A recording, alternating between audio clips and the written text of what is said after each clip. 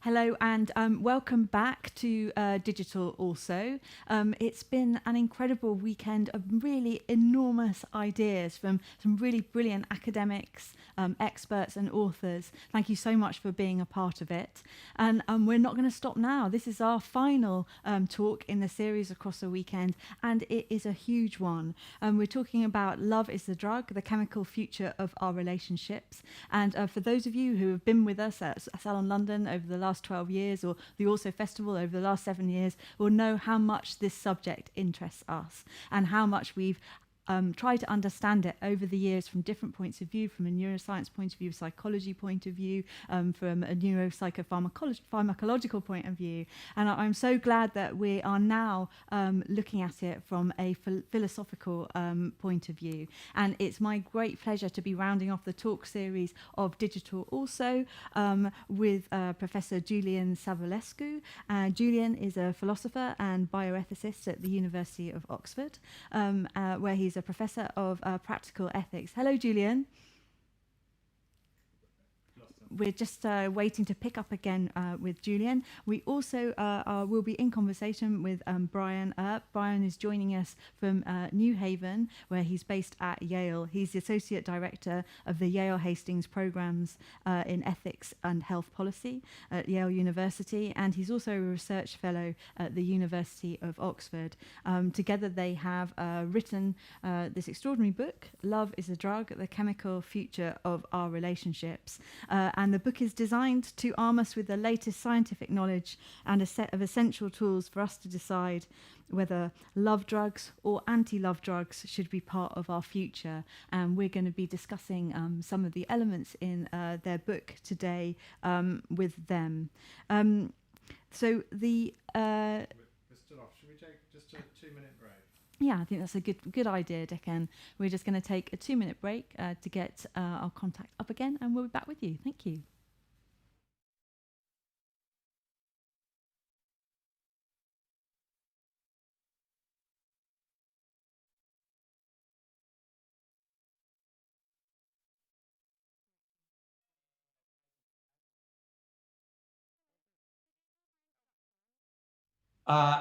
We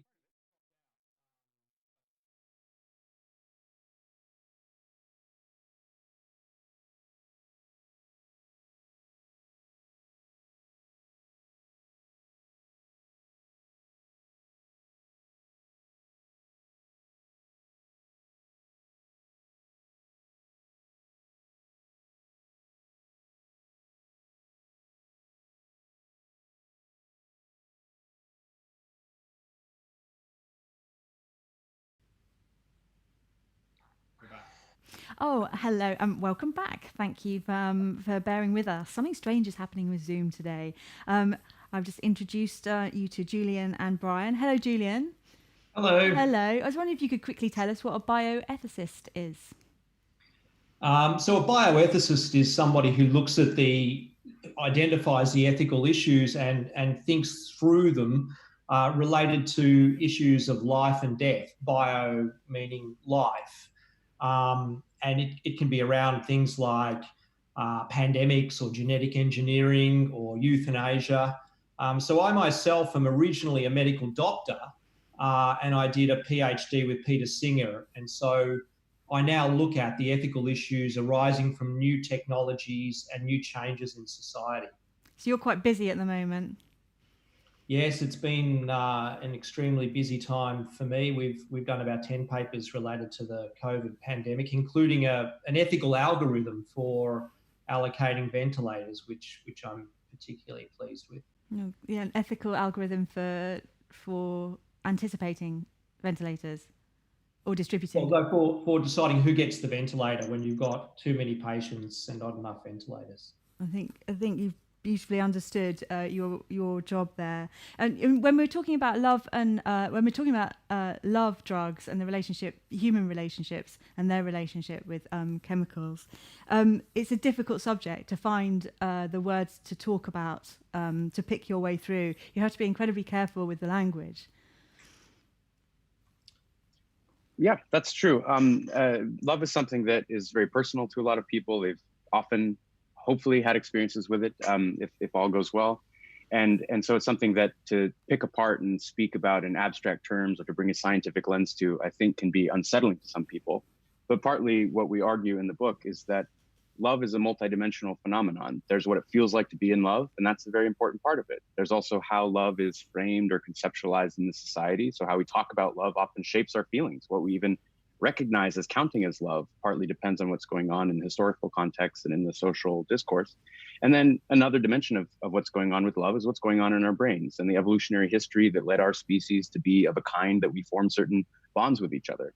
And so if we want love to play a positive role in our lives, rather than just be this mysterious thing that buffets us around and over which we feel we have no kind of control or no kind of understanding, then we have to do a little bit of work to try to open, take back the hood and see what's going on underneath. There's a risk that will make love seem like it's lost its magic or something like that. But we try to argue in the book that it's not an either or. You can both learn more about love from different dimensions, but retain its mysteriousness, and it's going to be unpredictable in certain ways in your life, but you might be able to exercise a little bit more agency over its course so that it has more of a positive effect on your life rather than one that can be destructive. And love can also be, as many people know, very dangerous and very toxic. That's beautifully put. And I was really moved. It's really interesting hearing Julian talk about his role, and it's clear you're incredibly comfortable with language from your description there, Brian. And the quote that you opened the book with, I thought was really fascinating. I'm just going to read it.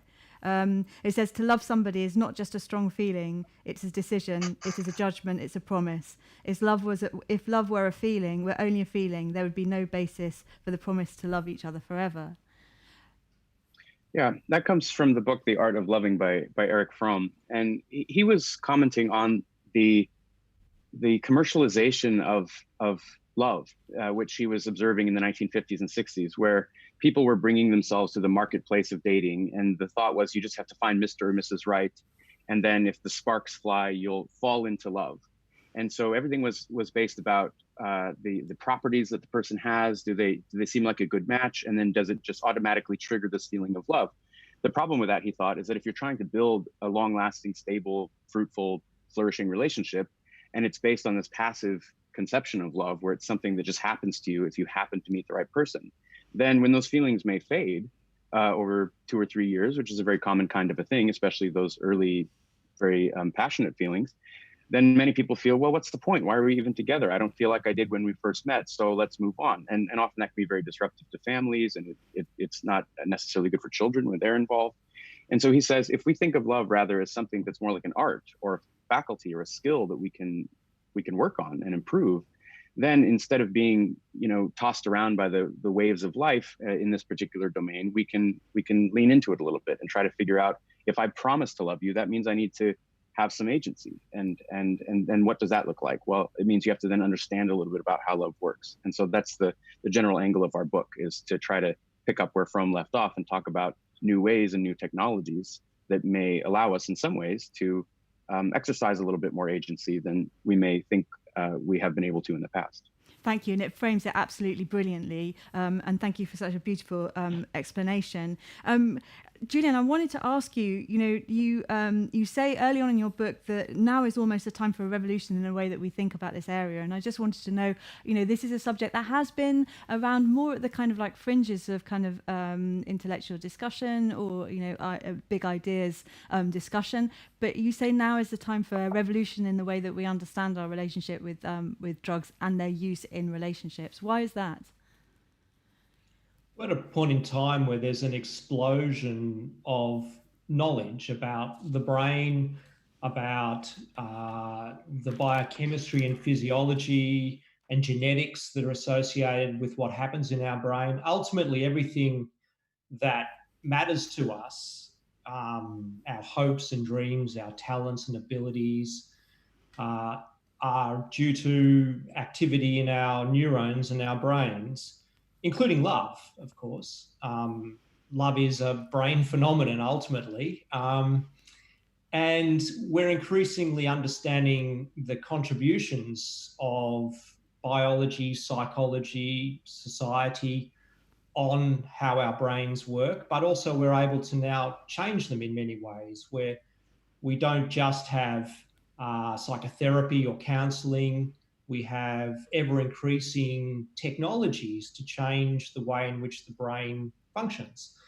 And because love is probably the most important feature of our lives, and often the one which brings us the most happiness and the most unhappiness, it's going to be something that people will want to modify using that new science of the brain. Already people are experimenting extensively, young people, with MDMA or ecstasy, and we talk about that in the book. And we'll talk about that later, yeah. Talk more about that in detail. But we're now understanding it's not just the work that you choose to do with respect to love, as Eric Fromm,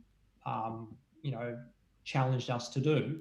It's not just the societal institutions that we have around it, but the very physiology and biochemistry that we can influence with drugs and also other brain technologies. So, we will be, altering the 3 different phases of love.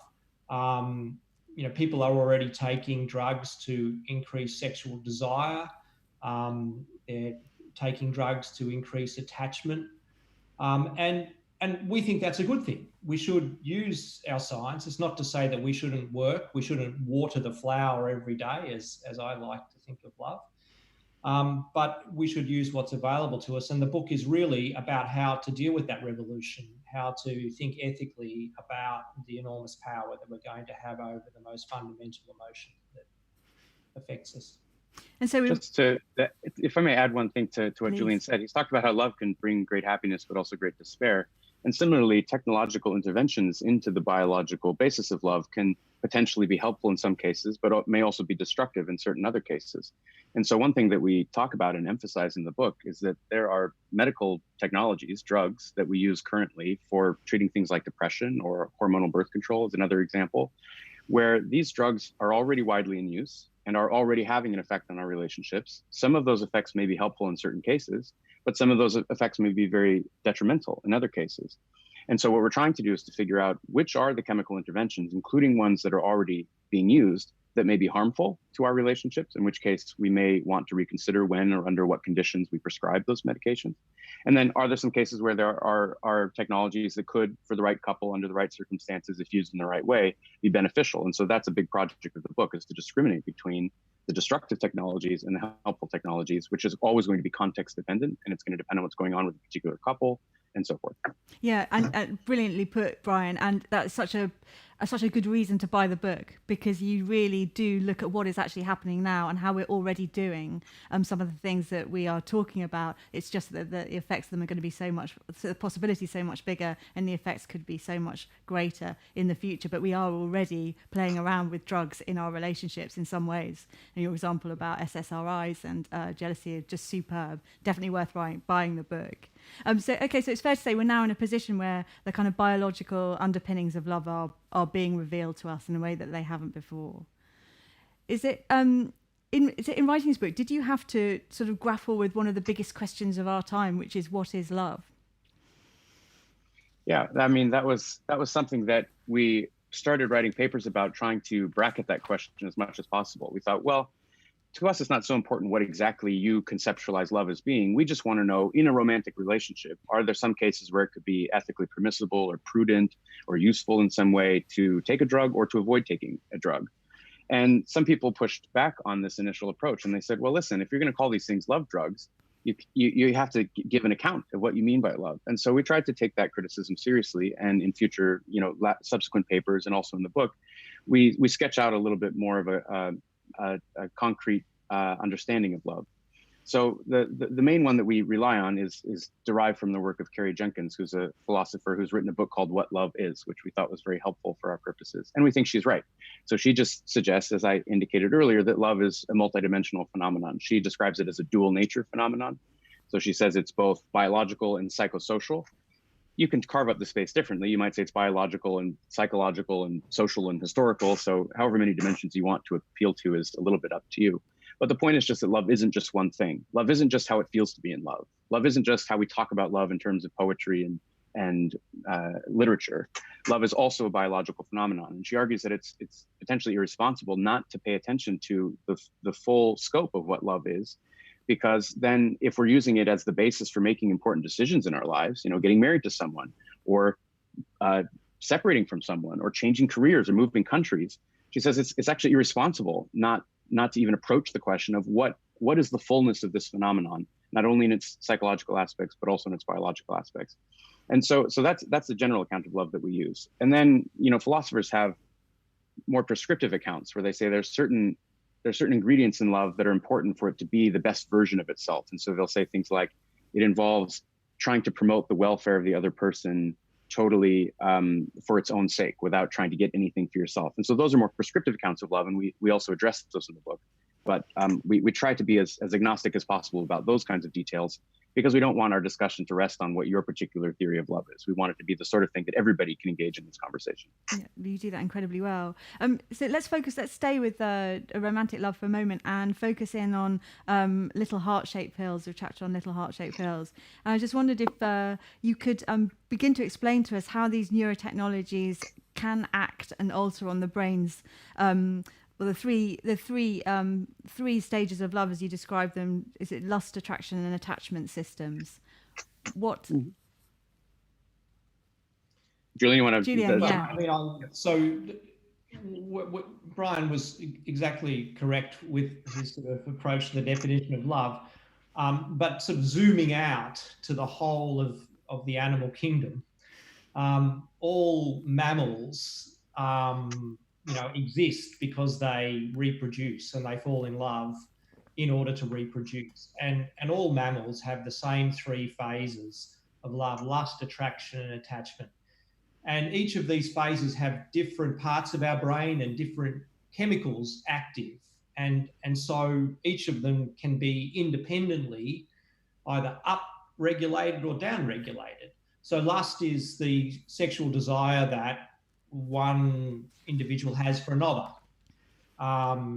Typically, it's a male-female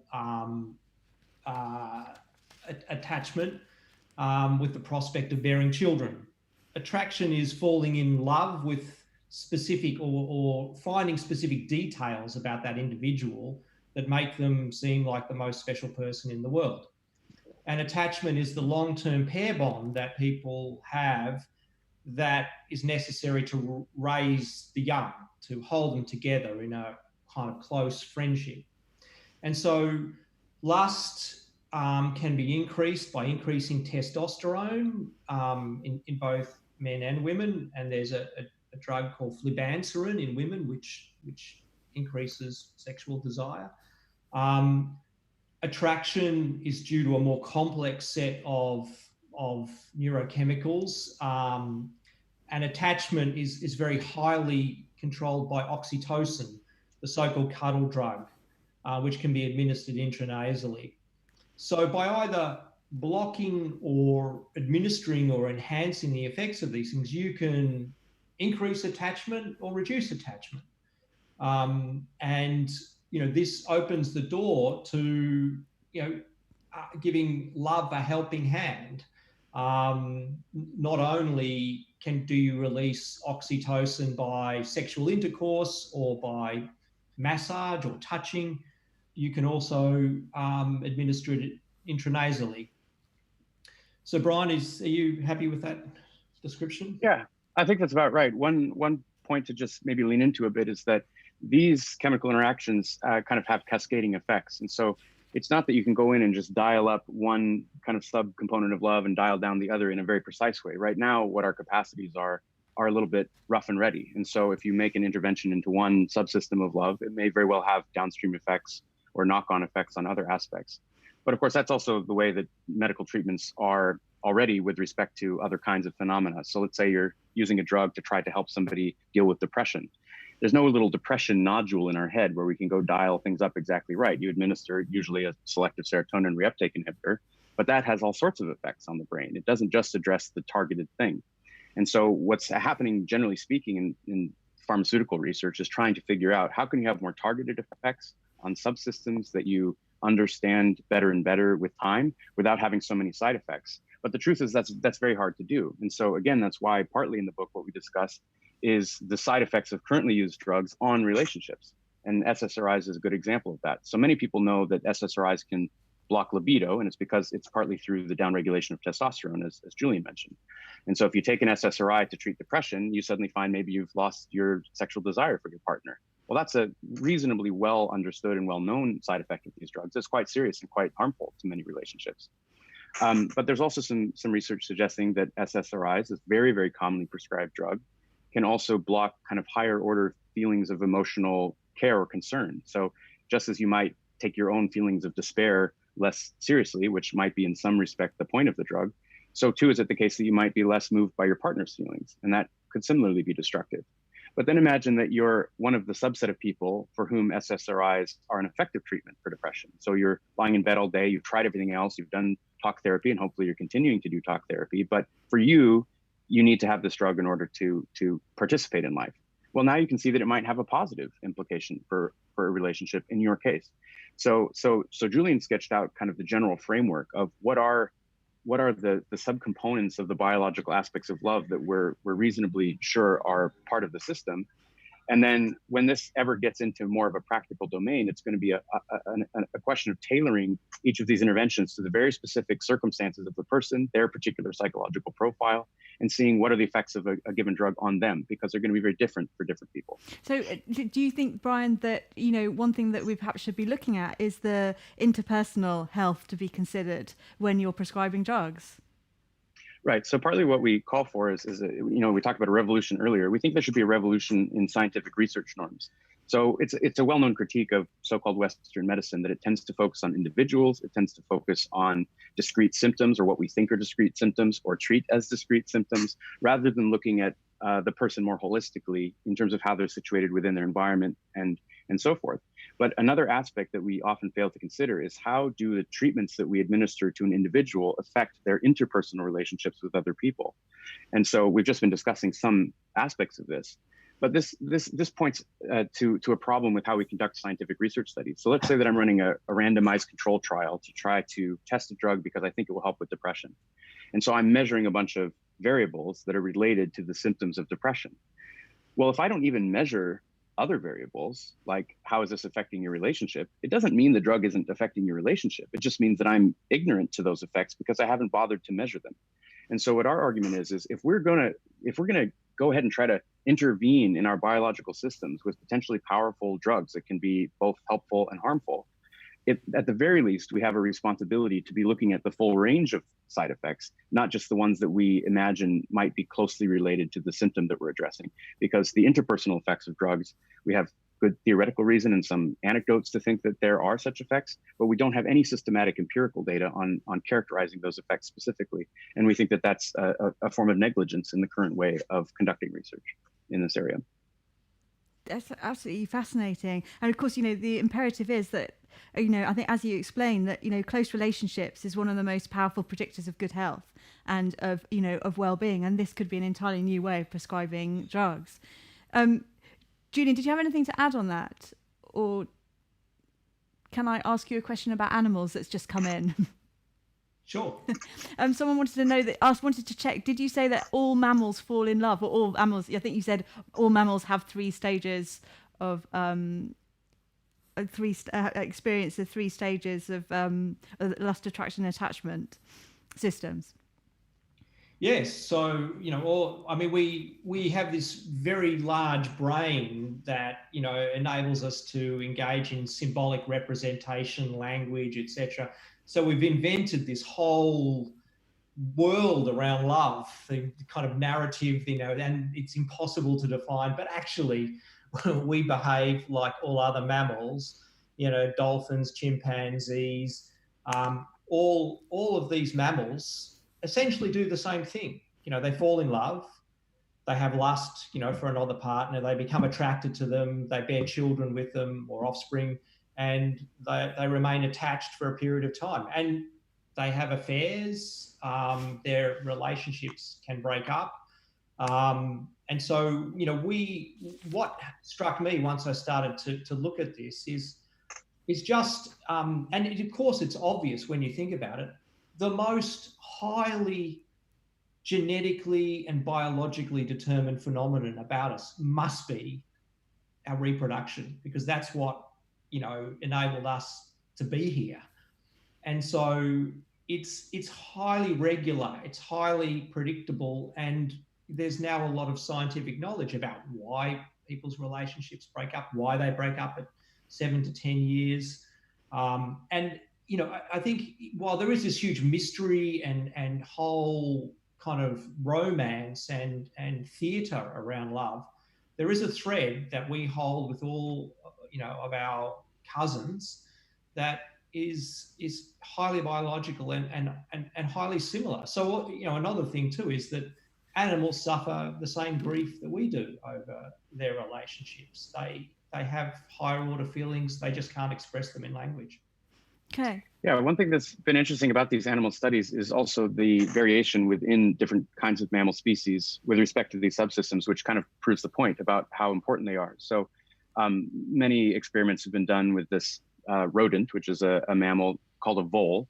And there's at least two subspecies or subvarieties, one of which forms stronger attachments, and so has more pair bonded behavior that looks a little more monogamous, and another forms less in the way of attachments. And so actually by seeing the differences between these two voles, we can start to understand the attachment system. So although all these systems are present throughout the mammals, the way that they kind of are strong or weak with respect to each other is variant among the different species. Okay, thank you. We are presumably the only mammal that sprays oxytocin up our noses, though. Is that right? As far as we know. As far as we know. I mean, well, yeah, although a lot of these animals are having oxytocin administered directly into their brains in these laboratory experiments.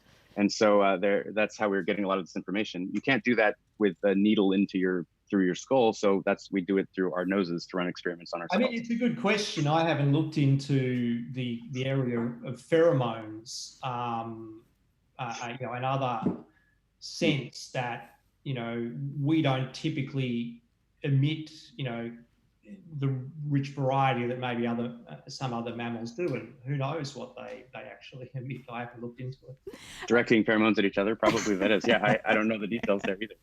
I was joking. I think I was trying to get at, why people are putting oxytocin in intranasally. But I think, the question I really want to ask is if you are in an attachment phase and it has broken down, it's not terrible, but it's miserable, and you're not happy. And what is going to be available, what is possible in terms of chemical help to help you deal or get through a situation like that, or resolve your relationship issues? The science here is in a very interesting moving target kind of a space, because there was a lot of interest about oxytocin, as you've mentioned, which is this neurohormone that's released during sex and touch and orgasm and so forth. It can be synthesized in a laboratory, and it can be administered directly into your brain through these nasal sprays. And so for more than a decade, there's been this explosion of research trying to figure out whether artificially administered oxytocin can increase things like trust, or reduce cortisol levels during an argument so that people engage in more productive behavior rather than being antagonistic toward each other.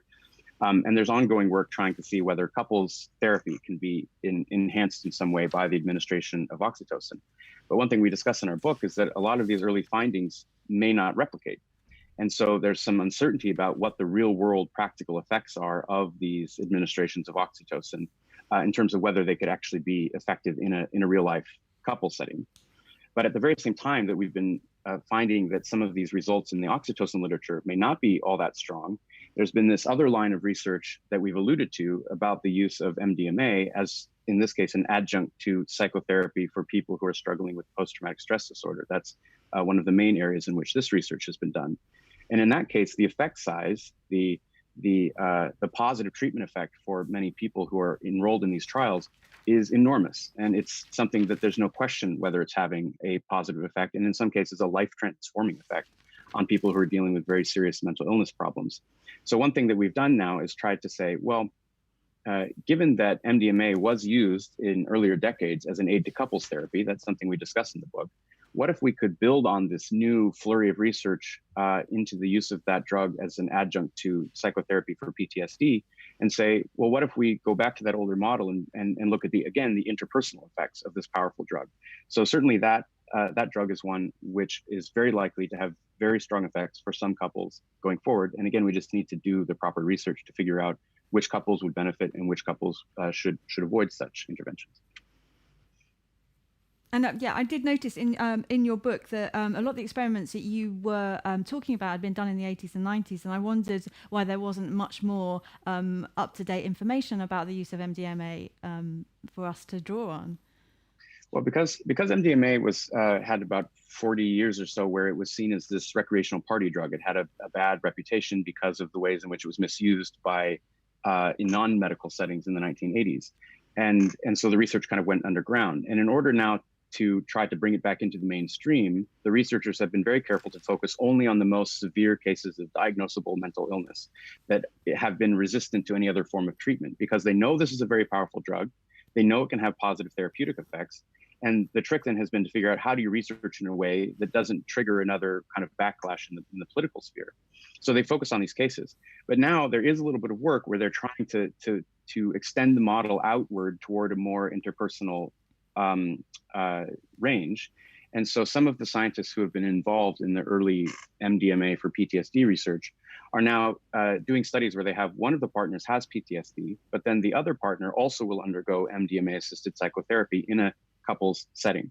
So there's just a very small number of participants so far that have been enrolled in these pilot studies. But this is what we call for in our book, is for more research of this kind. We say, this is going to be the most effective treatment that's been available for PTSD compared to any other treatment in the history of psychiatry. And so it's going to continue to be administered and made available within that context. And what we're saying is, just as the drum we've been hitting all throughout the book with other drugs that we use like SSRIs, with these very powerful drugs, we also must understand their interpersonal effects. And if it's the case that MDMA-assisted couples counseling can be transformatively positive for people, even potentially people who aren't suffering from PTSD, we should be aware of those effects. And if they're going to be used that way, it should be done in a carefully controlled, professionally guided setting, rather than recreationally in people's basements, where the risks of serious harms are much greater. I mean, I think it's just worth saying that we've focused mainly on drugs because they are the things that are around now and are being used both illicitly and licitly. But there are other ways of affecting the brain. So, for example, non-invasive brain stimulation or electrical stimulation or magnetic stimulation can strategically activate or deactivate parts of the brain as you're doing a kind of training procedure. So this has been shown to be effective in learning languages or learning motor skills or learning numbers. And, I think it's going to be the case in the future that people undergoing some form of therapy like psychotherapy or some sort of behavioral therapy will be assisted either by the use of drugs or by non-invasive brain stimulation or by other techniques that enable them to more strategically affect the activity in their brain to bring about their goals or what's good for them. So psychiatry has had a very checkered history in terms of its effectiveness. But we're at a point now where within the next decade or two, things are really going to upscale in terms of what can be done to the brain without doing surgery or inserting needles to do deep brain stimulation. Yeah, one thing that's come through in what Julian just said that we highlight in the book is that these kinds of technologies, which are very powerful, should be used in concert with these well-established therapies. So it would be that you're undergoing psychotherapy, or let's say couples counseling. That's something that most people are familiar with and comfortable with. And the thought is, rather than using these drugs or technologies in a vacuum, where you just hope they have some positive effect, it should always be done in such a way that you're engaging with the effects from the perspective of what is the meaning and how are you making sense of the experiences that you're having with your partner under this kind of therapeutic setting. And so rather than advocating that these drugs be used on their own, we over and over again in the book stress that they should ideally be used as adjuncts to existing forms of therapy insofar as they enhance the effects of forms of therapy we're already comfortable with, rather than being just a replacement for the kinds of therapy that allow us to actually engage meaningfully with the experiences that we're having. Yeah, no, absolutely. Yeah, an essential part of it. And you make that point really clear.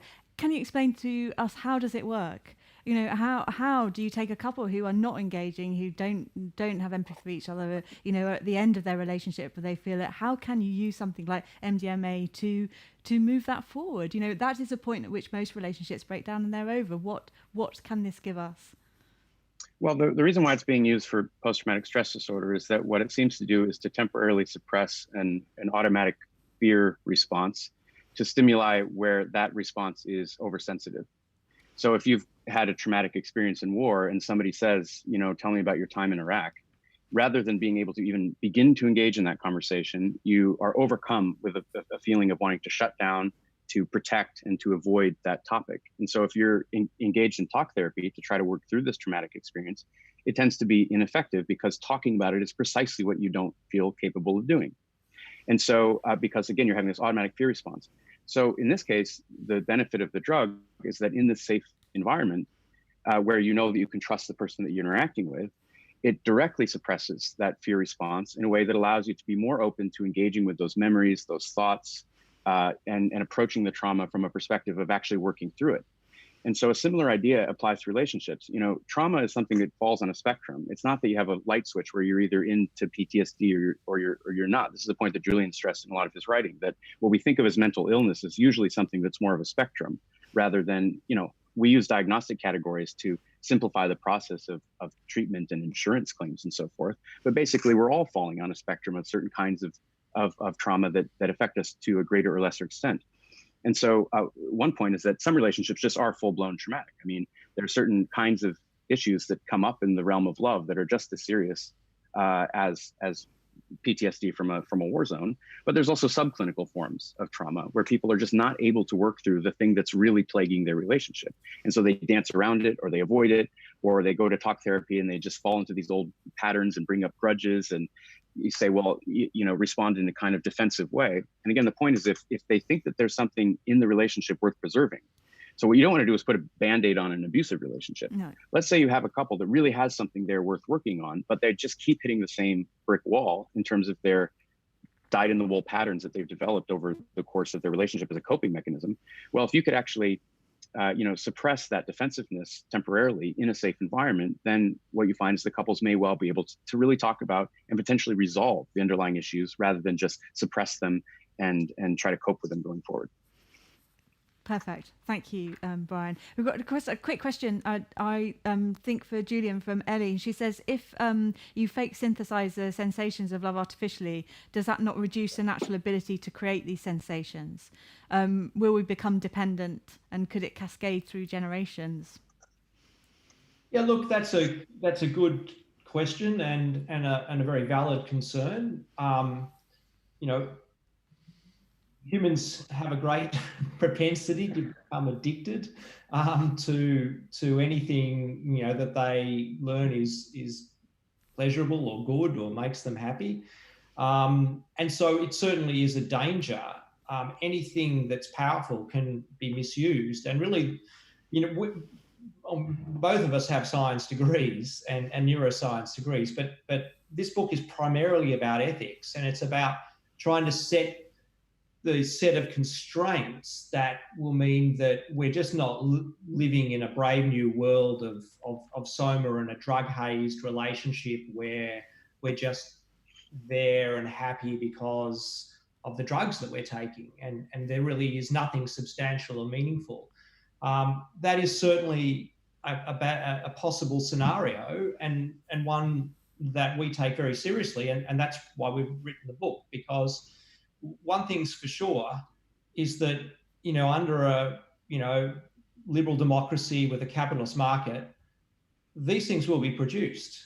And, you know, people are already using MDMA willy-nilly without any proper clinical trials. Microdosing and yeah. And so, and there's also microdosing of LSD and psilocybin or magic mushrooms. And so, you know, people are using this, and what we're trying to do is set a framework, an ethical framework that would be a stepwise way of trying to prevent those disastrous scenarios. But, you know, just like alcohol can lead to violence and abuse. It's also been used as a love drug, and it can have valuable social effects. Alcohol's a nasty drug. It has, brain toxicity, liver toxicity, and that's, one of the world's biggest exports. We should be able to do better than what we've done with alcohol. On the specific point of addiction, it's worth noting that MDMA and psilocybin from magic mushrooms are not addictive, or are far less addictive than alcohol and say cigarettes. Partly it's because it's a pretty profound experience, and it's one that's not one that people will often want to repeat very frequently. And when it's been used in a therapeutic context as an adjunct to the PTSD treatments, it's usually 2 or 3 treatments altogether over the course of a couple of months, and then the treatments stop. And often the person will stop taking their other medications because, as I say, they worked through the underlying root of the problem rather than simply using a drug as a crutch, as the questioner was pointing out. If I had to take a drug every day in order to feel like I want to spend time with my partner, that is a problem. And we discuss the role of authenticity of our emotions in the book. We have a whole chapter on that. And so some drugs can impair authenticity and be used as a crutch and become addictive. Other drugs may enhance our authenticity by removing barriers to love, or by allowing us to engage with the deeper issues that are genuinely harming our relationships. So we mustn't think of drugs as just all of one class. The drugs are just bad, or drugs just are all addictive, because drugs have different effects. And that's why we have to draw these distinctions. So far it looks like MDMA, psilocybin are largely non-addictive if they're used in a controlled way at the appropriate dose in a therapeutic setting. I mean, it's worth making a general ethical point, because I'm in this for over 25 years, and this is, I think, one of the most important sort of insights about ethics. And that is, people often say ethics is relative. It's relative to cultures, or it's relative to desires or societies or times. And I think if you think that, there's just no point in really talking about ethics. The Nazis just had different ethics to us, and that's one ethical system wins out. So it's really ethical nihilism. But what is true, I think, is that ethics is very context dependent. People want to have, our love drug is good or bad. Well, you can't answer that question without knowing which drugs, with which effects, in which circumstance. So is killing bad? Well, generally it's bad, but if the person has got terminal cancer and wants to die and has got incurable suffering, it's good. Or if it's necessary to protect the whole of humanity from a threat, it's permissible. So even something like killing, which you'd say, well, no, killing's always wrong. It's not always wrong. It will depend on the context. And I think love drugs is par excellence an example where we're going to have to look deeply at the context and develop frameworks that articulate valuable concepts and principles that can be applied when we're talking about specific interventions. And who's going to decide how we navigate these possibilities, Julian? Well, I mean, this again is a general ethical question that who's going to decide whether we have genetic selection of embryos or gene editing of babies. In general, the easy answer to this is that when it comes to adults who are competent, they should decide for themselves, provided they're not directly harming other people. So we should give people the freedom to make decisions about their own lives, and something as fundamental as love is something they should have control over. Now, they may make mistakes, and we should have frameworks to assist them in those decisions. And if their decision is going to affect their partner or their loved one or their children, then that is a role for regulation. But in general, when it comes to adults, we think that it should be up to them to decide whether they drink alcohol or not, or whether they decide to try to work harder on their relationship without the assistance of chemical means. And in terms of those frameworks that Julian mentions, we make decisions always in the context of the social context, or in the context of an institution, or in the context of norms that guide our behavior. So it's important to have both, the freedom of individuals to make responsible decisions according to their own values within any given social context, but also to have a wider social conversation about what are the norms and structures and institutions and regulatory schemes that we want to have in place. And so partly what we do in the book is we offer suggestions for what we think would be some good ethical guidelines to try to ward off the worst possible misuses and abuses of these drugs. We try to offer some frameworks that, in our opinion, based on our research and our reasoning and in conversation with our other colleagues who think about these things, we think might be the permissible or prudent uses of these drugs. But then what we do even more than that is we say, but let's just have a conversation. This is our offering. This is our contribution to what needs to be a debate where people will rise up to the reality of these technologies. And then we have to discuss together about what are the constraints we want to put in place from the social perspective that create the parameters within which individuals are making their decisions for themselves. Thank you. We've got a question from Nikki, and she says, what is the number one objection you hear to your recommendations from people in power that could help make them a reality? Well, I mean, people in power don't really want the sort of input of ethicists, which is what I've discovered in this pandemic thing. I mean, I think that the number one concern that they would have is my prediction. I'm interested in Brian's prediction, is that this is a slippery slope to opening the doors to recreational drugs. And it's a little bit like, kind of lockdown. If you reduce the sort of extent of lockdown, you're sending the message that we don't need lockdown, and then people are going to, not socially distance. They're going to, it's going to send a message and encourage a behaviour which is ultimately undesirable. So, when I talked about, having freedom, we will inevitably need laws to prevent that slippery slope, but you can create a set of steps out of a slippery slope with appropriate legislation, and it doesn't need to be entirely prohibitory. And drug regulation has manifestly failed. I mean, it's one of the most disastrous failures of our time that fuels a whole criminal industry. And at some point we're going to have a rational and open discussion about not whether people use drugs, but which drugs, in what circumstances, with what kind of oversight.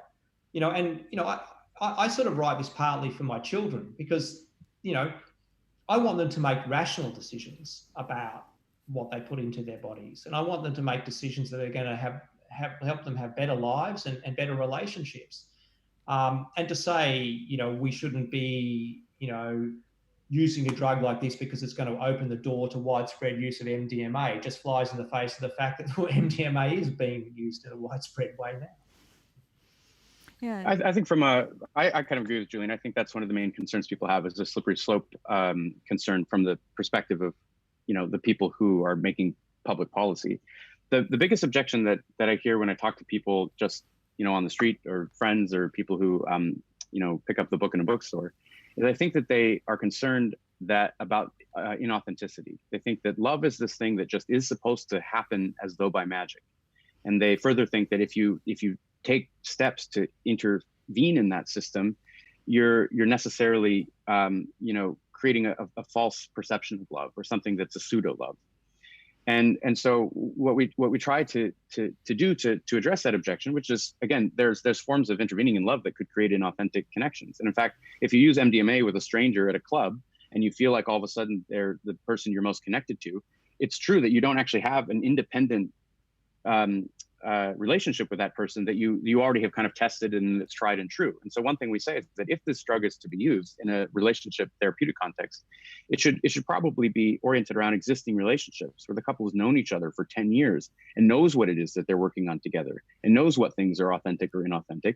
And then they can use this drug again to enhance the effects of something like couples therapy, which I don't think anybody thinks is an inauthentic way of working on love.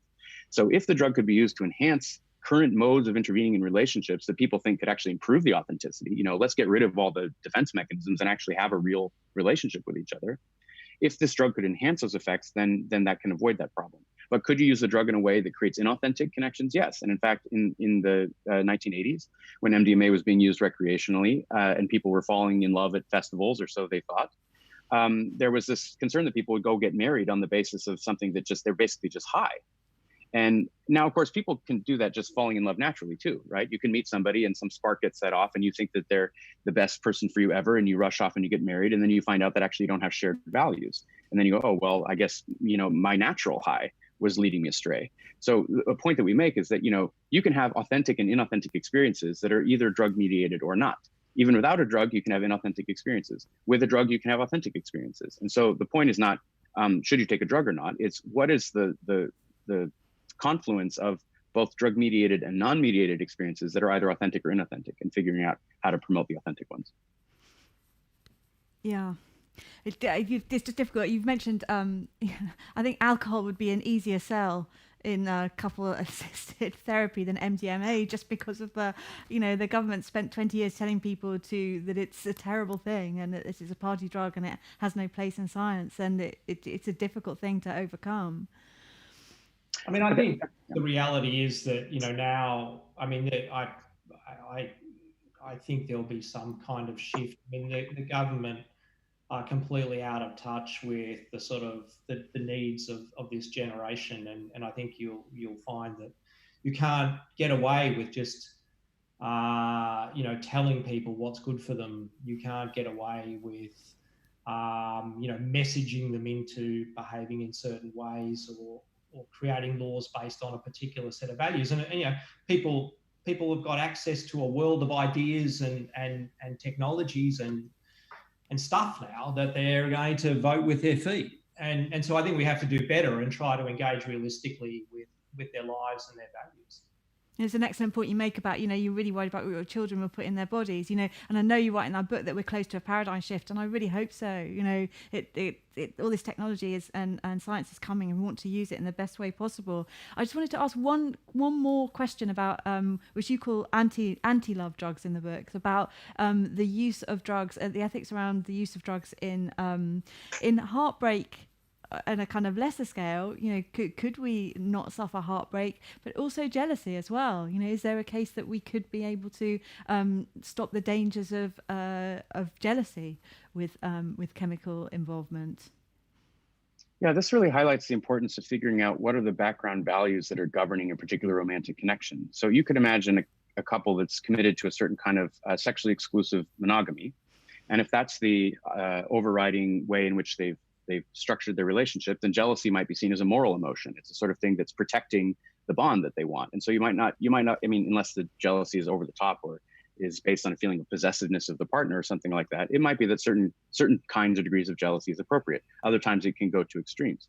On the other hand, if you're a couple that's committed to polyamory or an open relationship, or the idea that you want to have a kind of generosity and non-exclusiveness in love or in sexual expression, then you might find that jealousy is something that's inhibiting you from achieving your highest goals.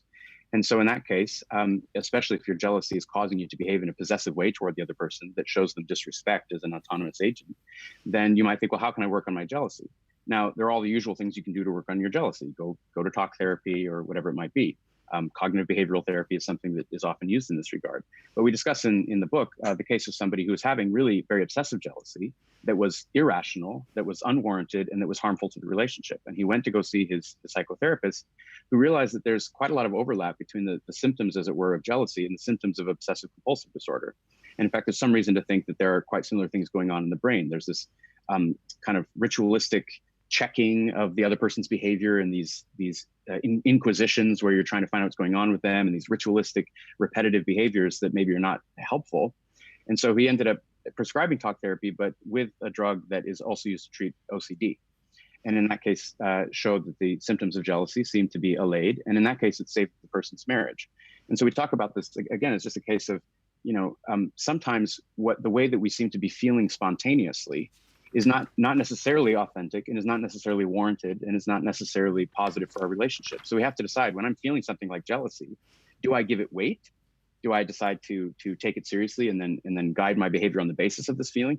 Or sometimes is my feeling something that I shouldn't indulge? Here's just an analogy. If I'm feeling frightened and I look over there and you point out to me that it's a rubber snake, it's not a real snake, then my emotion is now irrational. I actually should stop feeling frightened. And if I keep feeling frightened, even though I know it's a rubber snake, then I know I need to do something to address my emotions. So in the context of love, a similar kind of thing is true. We may feel jealousy, we may feel attraction, we may feel lust, we may feel whatever it is, but we have to do this all within the context of saying, is this an emotion or a drive or an experience that I should listen to? Or is it one that I should maybe reject? Perfect. Thank you. So just to finish off, we've got a question from Ellie, and she says, a comment to both of you to say ethical governance is the most important field in so many world agendas and increasingly the case. So keep up the great work, and hopefully power structures will at some point have to engage with it. Amen. So thank you so much, Julian. Thank you so much, Brian, for a very brief overview of your work. Love is a Drug. We do have a bookshop at the Also Festival. Do recommend getting hold of Julian and Brian's book. You know that everyone leaves the festival with a book, and this is the perfect time to be reading something that really gets to the heart of the ethics around human relationships and the chemical possibilities in the neurotechnologies and the ethics therein. It's been a great pleasure to talk to Julian and Brian. Thank you so much. Thank you for spending some of your Sunday with us at the festival. Thank you. And thank you. And this salon is